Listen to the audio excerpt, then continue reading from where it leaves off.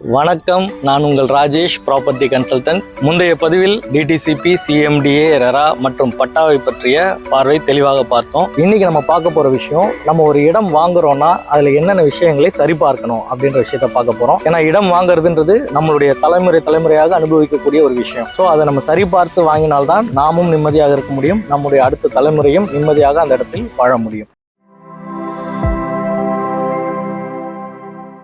முதலில் sub register office மூலியமாக நம்ம என்னென்ன தெளிவுபடுத்திக் கொள்ளணும் அப்படின்றத பார்ப்போம். நீங்க வாங்கக்கூடிய இடத்தினுடைய பத்திரம், ஸோ அது யார் பேர்ல இருக்கு அப்படின்றத நீங்க செக் பண்ணணும். சேம் அதே போல பட்டாவும் அவருடைய பேர்லயே இருக்கான்னு பார்க்கணும். அதன் பிறகு SRO சப் ரிஜிஸ்டர் ஆஃபீஸ்ல 30 to 35 ஆண்டுகளுக்கான ஈசி போட்டு பார்த்துட்டீங்கன்னா உங்களுக்கு அவரிடமிருந்து வாங்கும் மூலப்பத்திரத்தில் என்னென்ன டிரான்சாக்ஷன் நடந்திருக்கோ அது எல்லாமே ஈசிலையும் காட்டியிருக்கா, கரெக்டா இருக்கா என்றது சரிபார்க்கணும். இதை தவிர்த்து நம்ம தாசில்தார் ஆஃபீஸ்ல தான் பட்டா கிடைக்கும். ஸோ பட்டா ஆல்ரெடி அவங்க வாங்கி வச்சிருப்பாங்க. அந்த பட்டாவையும் அதுக்கு முன்னிருந்த மூலப்பத்திரம், மூலப்பட்டா, அப்படி இல்லைன்னா அதுக்கு முன்னாடி ஜாயிண்ட் பட்டா என்ன இருந்ததோ அதையும் சரிபார்த்து கொள்ள வேண்டும். நீங்க வாங்குற இடத்திற்கான இன்ஸ்பெக்ஷன் நீங்க ஏற்கனவே பார்த்திருப்பீங்க, இடத்தை பார்த்து தான் வாங்குறதுக்கு முடிவு பண்ணிருப்பீங்க. அந்த இடத்திற்கான 4 எல்லைகள் சரியாக உள்ளதா, டாக்குமெண்ட்ல அந்த 4 எல்லைகள் என்ன மென்ஷன் பண்ணிருக்காங்களோ அதை நேரில் பார்க்கும்போது சரியா இருக்கா அப்படின்றதையும் செக் பண்ணிட்டு அந்த எல்லைகளுக்கான அளவையும் சரியாக நீங்க பார்த்தீங்கன்னா உங்களுக்கு ஓரளவுக்கான தெளிவு கிடைத்துவிடும். மேலும் உங்களுக்கு ஏதாவது சந்தேகம் ஏற்பட்டால் ஒரு லீகல் ஒப்பீனியன், நல்ல அட்வைஸ் கிட்ட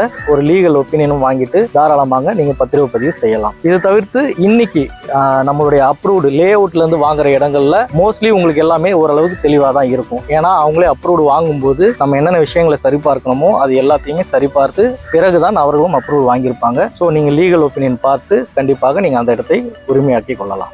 நன்றி.